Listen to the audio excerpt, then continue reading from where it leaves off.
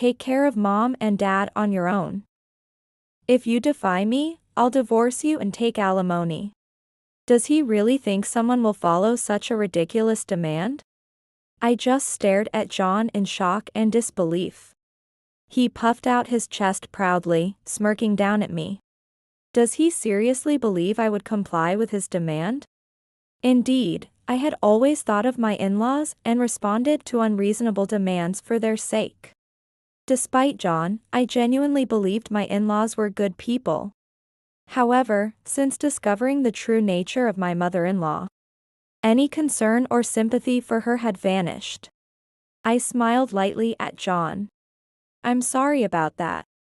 It's good that you understand. Honestly, talking back to your husband makes you a failure as a wife. It's unthinkable to prioritize work over dad and mom. If you talk back again, we'll get divorced for real. Oh, then let's get divorced right away. In fact, I'm already single, aren't I? What? John's face turned pale, and his previously confident demeanor shattered in an instant. He was speechless. And, as I uttered the final, decisive words, John's expression turned ashen, and he began to cry. My name is Emily. I am a 40-year-old CEO of an internet-related company I founded myself. I established the company at the age of 26. Having lost my parents early, I worked tirelessly toward the goals I set for myself. That passion always pushed me forward. Decades passed, and I devoted most of my life to my work. While my friends got married one after another and started their lives, I didn't even have time for that. I was constantly traveling domestically and internationally for work. So busy that I hardly had time to rest. Despite this, relatives and those around me expressed concern, but with a hint of criticism. If you don't get married soon, you won't be able to have children. Do you enjoy working all the time? Aren't you lonely being alone? I often couldn't argue back and just forced a smile as I left the situation. However, my hard work paid off, and the company grew steadily. Finally, I could afford to take regular breaks and enjoy some personal time. At that time, I was 38 years old. I didn't have a strong desire to get married, but it would be nice if I found the right partner. It was then that I met John. We met at a baseball game. I casually went to watch a game on the recommendation of my subordinate. And John, who was cheering for the same team, and I hit it off. After watching a few games together, we started going out frequently. And eventually, he asked me out and we started dating. John was around my age, but he was youthful and energetic, introducing me to various worlds like soccer games, video games, manga, and golf. For someone like me who had been all about work, the time with John was refreshing and fulfilling. At 38, having my first boyfriend, I was a bit over the moon. One day, on our way back from a date, John suddenly spoke with a serious look on his face. Will you meet my parents? What? I'm serious about marrying you. So, I want to introduce you to my parents. We had only been dating for 2 months. But John's sincere attitude made me want to respond from my heart. And so, we decided to visit John's family home that weekend. John's parents warmly welcomed me, meeting me for the first time. Oh, John is really lucky to be dating such a wonderful person. That's right. Emily is really an amazing woman. I can see why John chose you. Their warm words made me so happy that I couldn't stop smiling. John also proudly smiled beside me, saying, See, I found a great person at 38. His phrasing was a bit off, but it seemed like John meant it as a compliment. I felt that a marriage with such wonderful parents would go well. And I was relieved that the meeting went smoothly. The only thing that bothered me was that John called his parents mommy and daddy. It was a way of addressing parents that I didn't hear much among adult men around me. And at first, I was a bit surprised. But I decided that it varied by family and thought it wouldn't cause any resentment. John seemed to have a very good relationship with his parents, which is a good thing. Occasionally, it bothered me that his mother praised John excessively.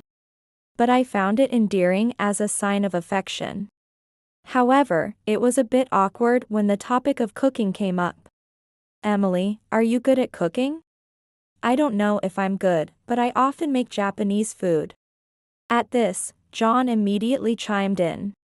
Yes, Emily is good at making meat and potato stew and simmered dishes. But it's not quite like your cooking yet. Hey, Mommy, why don't you teach her your recipes? I understood that he thought his mother's cooking was the best. But his wording left me with mixed feelings. Not noticing my subtle expression, his mother happily responded. Oh, that sounds great. I need to teach you a lot for John's sake. And to my surprise, that very day, John's parents suddenly asked, when are you thinking of getting married? But what surprised me even more was John's answer. I want to get married as soon as possible. Life will be easier with Emily. It's tough with a part-time job. What, a part-timer? When we first met, John had vaguely described his job as something like sales. I had also only mentioned that I worked in internet-related work. We hadn't delved into detailed discussions about our jobs. I lightly thought that we would have the opportunity to talk about it as our relationship deepened. However, the fact that he was a part-timer. I couldn't hide my surprise at this fact, and John began to speak with irritation at my reaction. What's with that surprised face?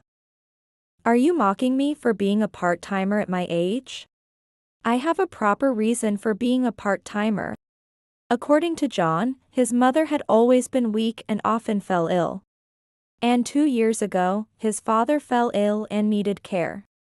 At the time, John was working in sales at a steel company. But he quit his job to care for his father and switched to part-time work to adjust his schedule more easily. It's tough for mom alone with her weak body to take care of dad, right? So, I wanted to do something for my parents. I thought being a part-timer would be better for that. He glanced at his parents and continued. But recently, Dad's condition has been improving. So I thought it's time to find a new job and build a future with you, Emily. I need to work harder for the sake of our marriage. You were thinking like that. I reflected on how I had felt a bit disappointed upon hearing he was a part-timer.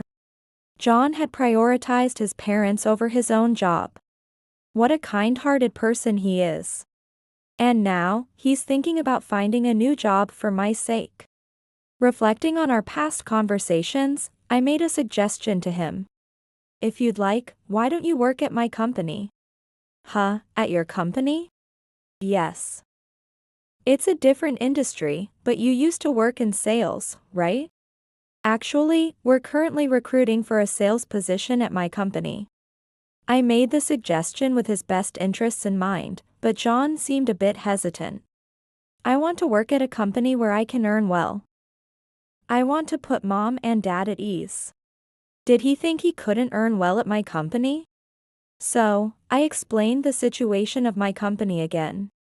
I showed him the job site, detailing our annual sales of 50 billion yen, as well as the salary and holiday conditions. Listening to this, John gradually showed interest. I see, this might not be bad after all. As John listened to my explanation, he gradually became more enthusiastic and eventually applied to my company.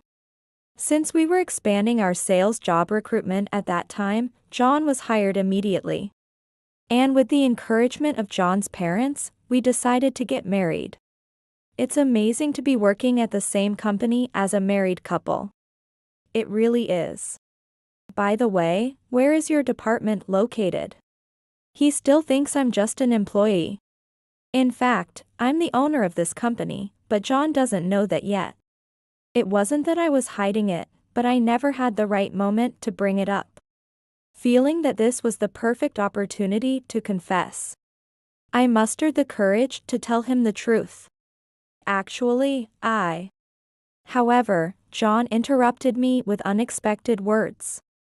Well, since you'll be quitting eventually, it doesn't matter. Quitting? What do you mean? A sense of foreboding filled me. John glanced at me with a smug smile. Seeing that expression sent chills down my spine. What, do you have a problem with that? It's not that I have a problem, but, what exactly do you mean? I don't have any plans to quit my job right now. Is it because of having kids or something? But my company offers solid maternity and paternity leave. Kids? No way, I'm too busy taking care of mom and dad. What do you mean? As I tilted my head in confusion, John mimicked my gesture, speaking in a mocking tone. I mean my parents. I told you they need care. Oh, your father. But you said he was doing better recently. That's why you started working again, right? Even if he's doing better, they're both getting old. Aren't you concerned? Or are you planning to neglect your duties as a wife? I was confused by what John was saying. After organizing my thoughts, I realized he was trying to push the responsibility of caring for his parents onto me. From his words, it seemed like he intended to make me quit my job in the future to take care of them. I'm not saying you should quit right away. It's easier financially with both of us working. But from now on, we'll be going to my parents' house on weekends. What? Why? I wasn't completely prepared for the talk of caregiving. I intended to help and wanted to support them eventually. But I never imagined being asked to take on all the caregiving. And be taken to his parents' house every weekend at this stage. What shocked me most was John's change in attitude. Before marriage, he was always positive and reliable, but after marriage, he seemed like a different person. The man in front of me didn't seem like the John the first knew. I didn't marry to live with someone like this. I wanted to close my eyes and escape reality, but John's angry voice mercilessly brought me back. You're my wife, so don't defy me. Understand? I couldn't say anything back to John's sudden transformation. This wasn't the future I had imagined. All I could think of was divorce. Even if it looked bad socially. Regaining my life was more important than wasting time with someone I disliked. I quickly got the divorce papers. They were already filled out by John. If you defy me, I'll divorce you right away. John seemed to think that if he threatened divorce, I wouldn't be able to argue back. Every time we fought, he would wave the completed divorce papers in my face. When I apologized, he would smugly put them back in the living room drawer, saying, "Don't forget, I can file this anytime." Recently, since I haven't been defiant, he stopped threatening me with the divorce papers. I don't even know if he remembers their existence. As I began preparing for divorce, I felt no guilt about divorcing John. But the problem was his parents. Following John's lead, we visited his parents every weekend. Emily, thank you for coming despite your busy schedule. It really gives us hope seeing you and John. Her words of appreciation have kept me going in this situation. 6 months into our marriage, John and I started visiting his parents separately. Initially, I made an effort to adjust to John's schedule, even though our available times differed. By the way, the fact that I'm the CEO is still a secret from John. Before marriage, it might have been different, but now I don't want him to know. If he found out I was the CEO, it would undoubtedly cause trouble. Although it's easy to find out with a little research, John luckily seems unaware. John has many issues as a husband, but he's also causing trouble at work. I want to resolve the problems he's caused at the company and divorce him as soon as possible. But what will happen to his mother? She has always been kind to me, and I don't want to make her sad. With these worries, I headed to his parents' house as usual. I arrived at the in-laws' house and silently opened the front door, taking off my shoes as usual. Recently, instead of ringing the doorbell, I would just enter the house directly. Today was no different, so I headed inside without a word. From the back room, I heard John's voice. He was supposed to be at work today, but perhaps something had changed. Feeling a bit uneasy, I walked down the hallway and stopped when I heard their conversation. That girl is so clueless. Her housework is half-hearted. She's serious, but couldn't you have found someone better? It was John's mother, but she spoke in a sarcastic tone I'd never heard before. Almost like a different person. Were they talking about me? The same mother-in-law who always praised me? My chest tightened. I didn't want to hear anymore, but my feet wouldn't move. Sorry, Mom. Maybe it's my fault for not training her well enough. But with some more work, she'll be more useful. Well, for now, she's pleasant enough and brings in money. So I guess we can tolerate her. Maybe we should give her some more time, considering her potential. As John and his mother chatted happily, my heart pounded. They were definitely talking about me. John's constant complaints were one thing, but I was shocked to see this side of his mother. The same mother-in-law who always bowed deeply in gratitude. We often enjoyed snacks and homemade meals together. Despite John's intentions, I felt I had a good relationship with her. I had delayed my decision to divorce, worried about her. But their conversation made it clear I was just a caregiver to her. Furthermore, she looked down on me completely. For now, just keep praising and flattering her. That way, she'll do anything willingly. John, learn from me. An idiot can be useful if you use them well. Hearing this, I quickly left the house. After calming down, I sent John an email. I will be busy for a while, so I won't be able to meet or contact you. I won't be able to answer my phone either. I'll reach out when things settle down. After that, I received multiple calls not only from John but also from his parents' house. I didn't respond to any of them. Voicemails were left with John's yelling voice. Why are you causing trouble for my mother? Come apologize immediately. You don't have a choice. I ignored his orders, knowing I couldn't comply with them. I made sure to avoid John at work and spent my time after work at a hotel. Meanwhile, I steadily prepared for the divorce. One day, when my preparations were nearly complete, John found me at the office. Emily. Where have you been? I've called you so many times. Do you know how much I've searched for you? John was clearly furious. His eyes were bloodshot as he glared at me, quickly closing the distance as soon as he entered the room. He suddenly grabbed my wrist tightly. Let go of me. I told you I'd contact you when I settled down. Don't you care about my parents? Do you know how lonely Mom and Dad have felt without you? Lonely? I couldn't believe it after hearing them talk behind my back. My whole body trembled with anger. I wanted to shut him up immediately, hurling every accusation that came to mind.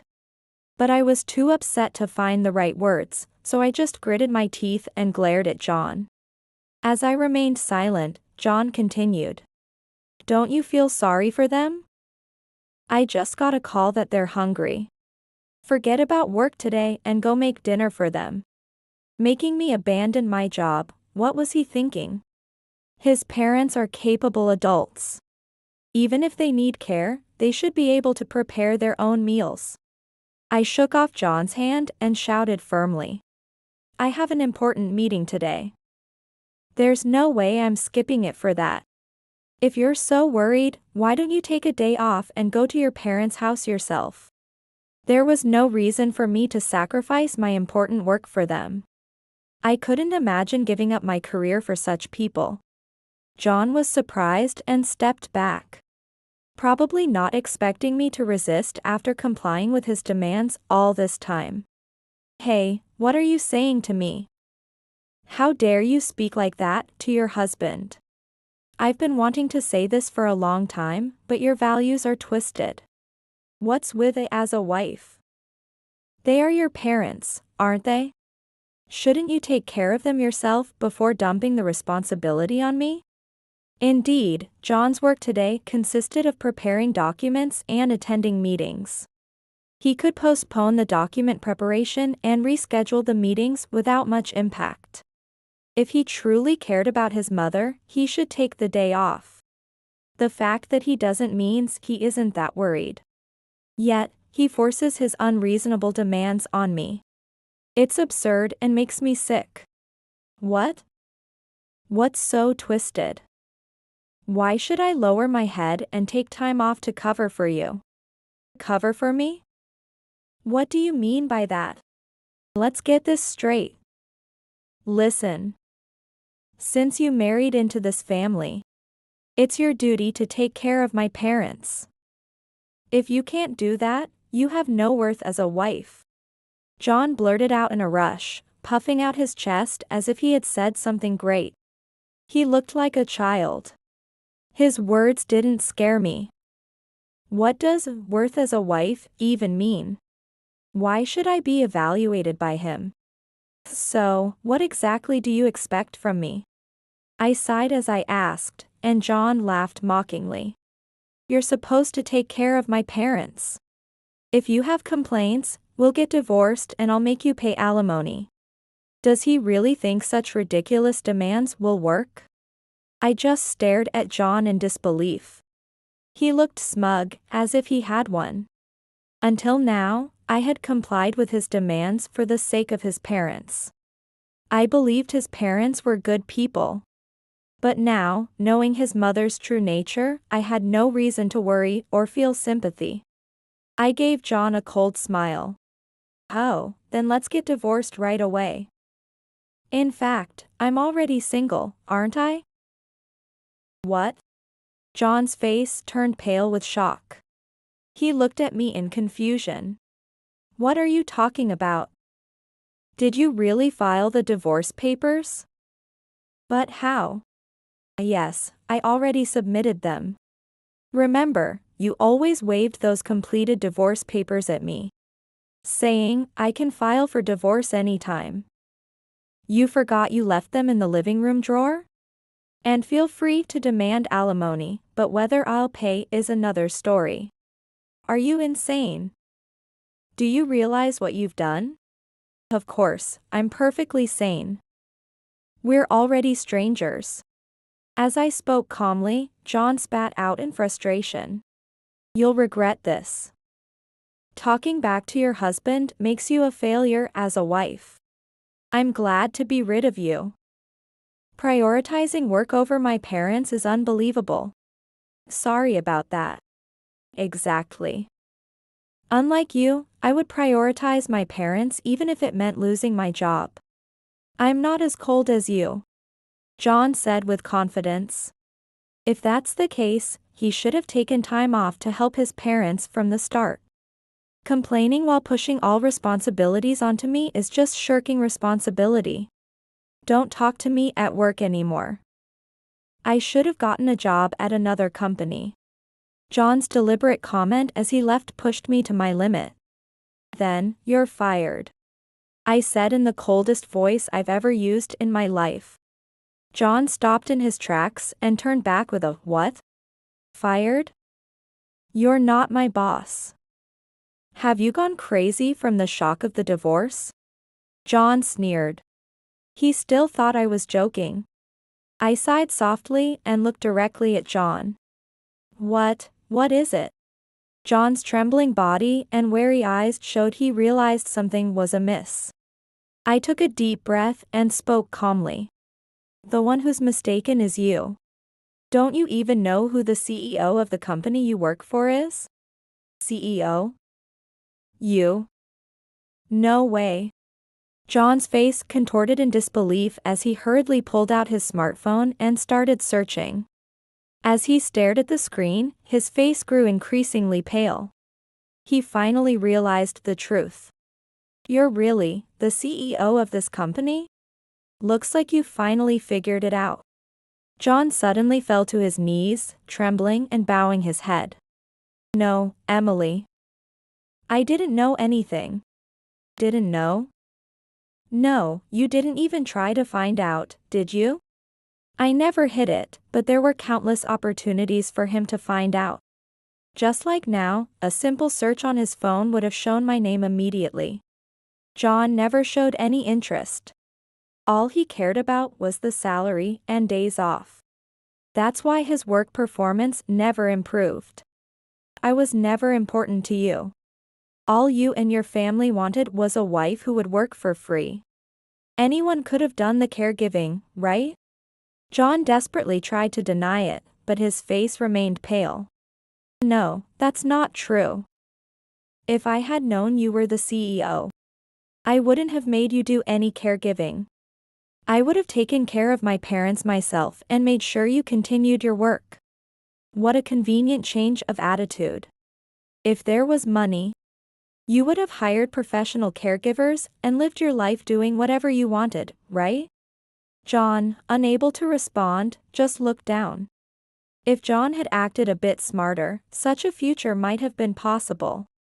If I hadn't learned the true nature of his parents. And if John had remained as charming as he was before the marriage, I would have accepted his offer without any doubt. I would have said, I'll earn the money, so you can focus on caregiving. And I would have meant it from the bottom of my heart. If his parents and John hadn't changed after the marriage, that future was entirely possible. It was John himself who let that opportunity slip away. John looked up at me desperately, tears glistening in his eyes. Please, Emily. Let's start over from scratch. We had fun, didn't we? Let's go to different places again. Please. Indeed, you and the places you took me to were always enjoyable. A faint hope appeared on John's face. Then. But it seems like you were just pretending to be someone else to marry me. In reality, our life after marriage has been deeply disappointing. That's because the conversation is over. The divorce papers should be processed by now. I have a meeting to prepare for. I'll contact you about the termination. Please leave for today. I gathered my things, waved to John, and placed my hand on the door to leave the room. But before I could open the door, John grabbed my left hand. Turning around, I saw John glaring at me. I glared back and asked, "Is there something else?" Something else? This conversation isn't over. Suddenly deciding on a divorce. Then finding out you're the CEO, and now I'm fired? How can I accept that? It's too much. The divorce talk started with you. That was just supposed to be a threat. And you should have told me you were the CEO. Clearly, John had tried to control me with the threat of divorce. And while he was shocked by the fact that I was the CEO, he blamed me for not telling him, avoiding his own responsibility. I felt an overwhelming sense of anger at his refusal to accept anything. And his continued attempts to shift the blame. John's jaw clenched, and he ground his teeth. He seemed to regret losing his meal ticket, but that wasn't my problem. You're really too selfish. You should take responsibility for being ignorant and not planning ahead. John's face turned red with anger, and he raised his voice. You're a coward. A CEO of a big company firing an employee just for their own benefit is unacceptable. This kind of outrageous act won't be tolerated. He puffed out his chest as if he were a hero of justice. His thinking is childish. How can he be so short-sighted? Seeing that he couldn't understand even after all this, I could only shake my head. John, seeing my frustration, laughed smugly. You can't argue because you know I'm right, can you? Go ahead and sue me. It'll be you who gets in trouble. I'm too stunned to speak. If we go to court, you're the one who will be in trouble. What are you talking about? I interrupted John's words and started listing the names of employees. Sasaki from General Affairs, Sakamoto from Sales, Misaki and Hashida from Accounting. Anyone else? I asked John, and he began to sweat and looked around nervously. What do you mean? You know very well. These are the female employees you've persistently harassed. They've all come to me for help. Most of the company didn't know John was my husband. Only my secretary knew. It was under these circumstances that I received these complaints. When I first heard I'm being persistently harassed by Hasegawa from Sales, I couldn't believe my ears. My husband had been approaching multiple young female employees. Despite their refusals, he continued to pursue them. The more I listened, the more I was filled with shame and anger. I was just trying to build a strong relationship with employees. Why did you only invite young female employees to hotels? What kind of relationship were you looking for? There were screenshots of messages from John as evidence, an undeniable fact. Your performance is poor, and you're causing trouble for other employees. It's my duty as CEO to remove those who harm the company. But also, there's a report of expense fraud from accounting. Can you honestly say you didn't do it? John looked down, clearly embarrassed. It seemed this suspicion was true as well. Besides the issue with women, he had financial issues. As a husband and as a person, he was disappointing. I was also angry at myself for not seeing his true nature. I'll handle all the issues you've caused before proceeding with your dismissal, so don't worry. This is the end. Spend time with your parents at home. John stood there in shock, muttering to himself, tears streaming down his face. But it was too late for anything. As I turned to leave, John remained silent and dejected. He probably didn't have the energy to stop me anymore. Goodbye. I pushed open the heavy door and left the room. After the investigation, all the allegations against John were confirmed to be true. He apologized to the female employees involved, and then he resigned voluntarily. Now unemployed, he went to live with his parents. Shortly thereafter, John started working part-time again, but an unexpected situation awaited him. While his father required care, his mother handled the daily chores. So John's caregiving burden was minimal. However, when his mother began showing early symptoms of dementia, everything changed. She started wandering at night, and her symptoms became more pronounced. John found himself supporting both a physically demanding father and a mentally unstable mother. I'm at my limit. I'm running out of money. Can you help me? One day, I received a call from him asking for help. If our divorce had been amicable and I didn't hold any grudge against his parents, I might have helped. But they saw me as nothing more than a caregiver. I felt no desire to help John at all. I understand it's tough, but I can't help you. From now on, we are strangers. Please don't contact me again. If necessary, I'll take appropriate measures. After that, I no longer heard from John. I managed to part ways with John.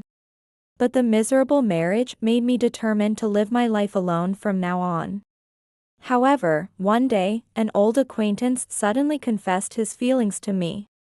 Recalling my experience with John made me hesitant to get involved with someone again. But I decided to trust his sincerity and started dating him.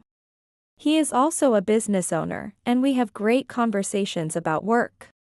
Unlike John, he is an ideal partner. The future is still uncertain.